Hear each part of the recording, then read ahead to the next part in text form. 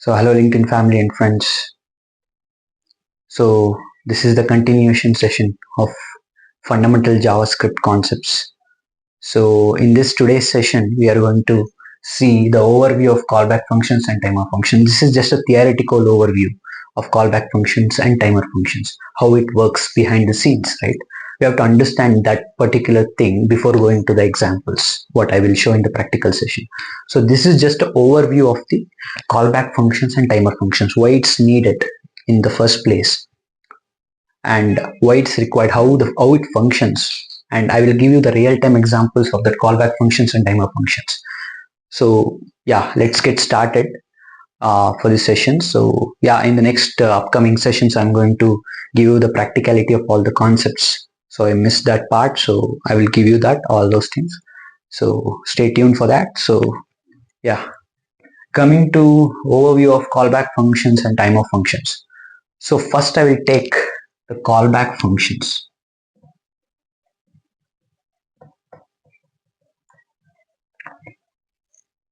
So what is a callback function? What is a callback function? Callback function is nothing but a function which is passed as an argument to another function. Which is passed as the argument to another function. That is known as a callback function.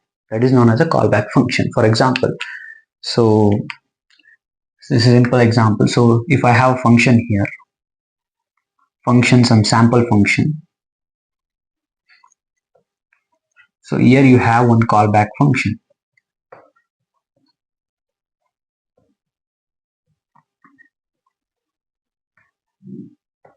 I'm console logging it. Sample function called.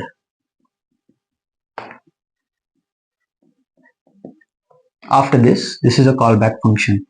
I'm executing it. So this callback function, I need to define it first. Okay. So I will define the callback function here. So here demo is a callback function. Okay. Demo is a callback function. Here just I'm printing it console.log demo function called, right?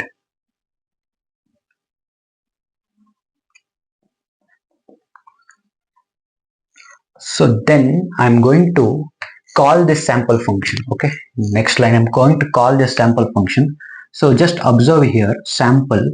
So this, I told you this is a callback function. So I'm just passing this function as an argument. That's it. Argument. So when I pass this as an argument, sample function will be called, and then the sample function called statement will be executed first, and then the callback function will be executed. The callback function will be called, then this function will be executed. This is how the callback function behind the scenes work. Yeah, why it's needed, I will come to that point. So this is just an overview. You have to understand how this works, right? So this is how the callback functions work. So generally what the callback function, why we use to execute some asynchronous part of the code, we use callback function, right? So that is the behind the scene explanation. So this is the just how it works. So this is just a syntax how the callback function should be called, you know. So in the real time, how you define in the real time, right? Sorry. In the real time, I will give you one example where it will be useful, right? In the real time, so you consider just your shopping app like Amazon, Flipkart. I'm just giving you some simple explanation where and all the callback function can be used, right? So you have some event, right? One mouse event is there. So one mouse, in the mouse event there is a click event, right? When there is, imagine you have some add to cart button in your shopping app in Amazon or Flipkart. So when you add to cart, then the items will be added to your cart, right? So first we have to ensure that the mouse click is happened, right? When the click is happened at the add to cart, then only the product will be added to that page, right? Per particular cart page. So that is where the callback function will come into the place, into the picture.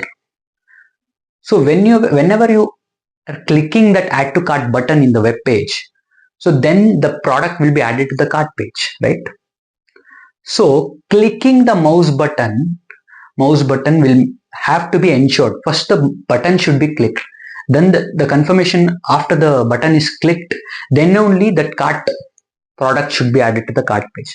So what entity ensures that the mouse is clicked is nothing but a callback function. Callback function will ensure that the mouse is clicked, then only the product cart is added, right? So I will give you one simple explanation. I will take the same real-time example for that. So just I need you to understand why it is required, the callback function, where and all it is used, right? So here you just I will just take one random function, click here. So it will take a callback function as an para argument. Okay. All right. So first it should be, it will ensure that the mouse is clicked. Okay. So I will console log it. Okay. Console.log mouse is clicked successfully.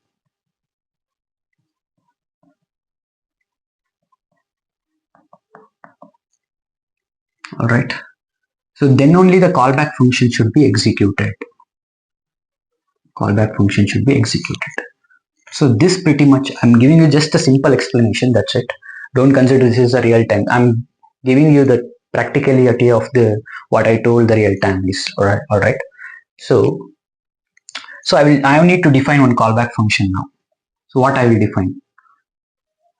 Function cart added. I can take. This is a callback function. Okay. This will ensure I will console log it. Cart item added. So when you call this click function, you will pass the cart added as an argument. You are passing this function as an argument to another function. This is what callback function is. When you call this, when you pass this function to the argument to another function, that is what a callback function is.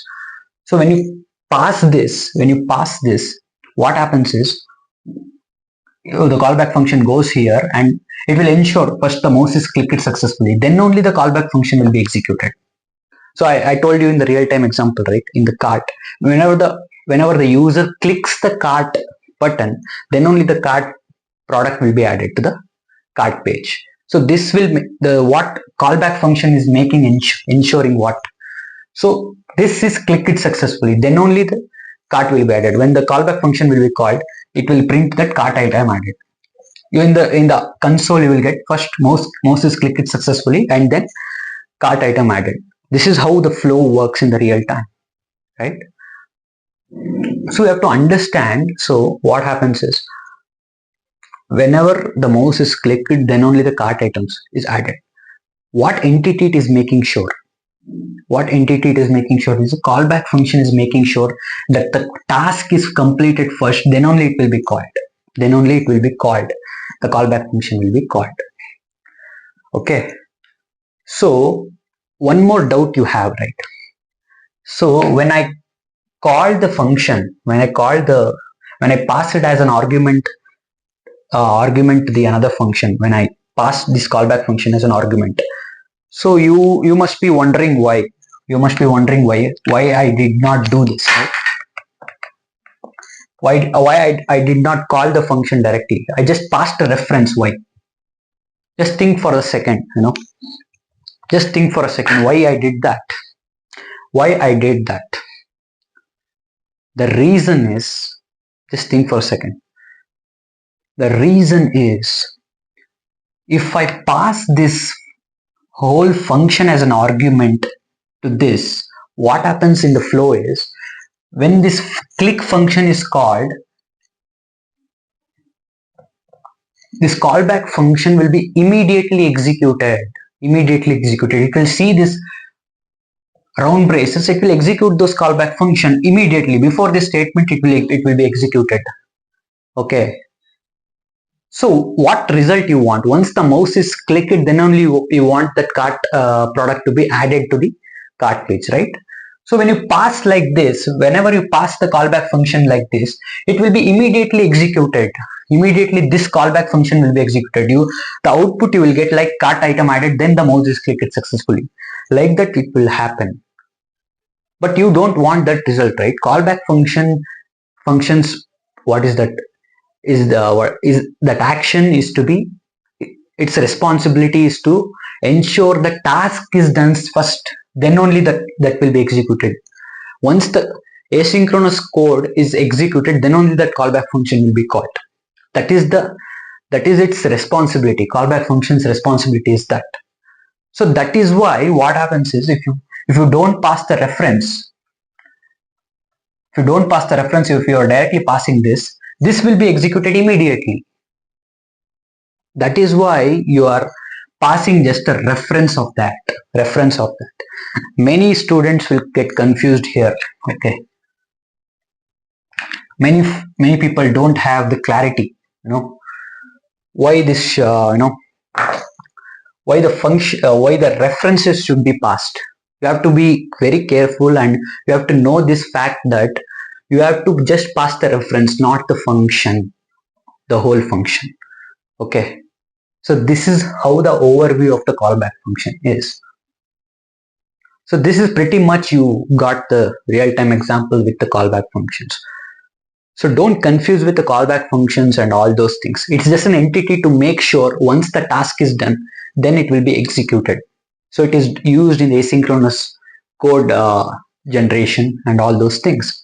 I told you in the real-time example how once the cart item is pressed, the mouse is clicked there, then only the cart item should be added. So in that case, there are many cases where you can use the callback function. I'll give the proper example in the practical session. So stay tuned for that. So thank you for this, and in the next video I'm going to explain about the timer functions. Thank you.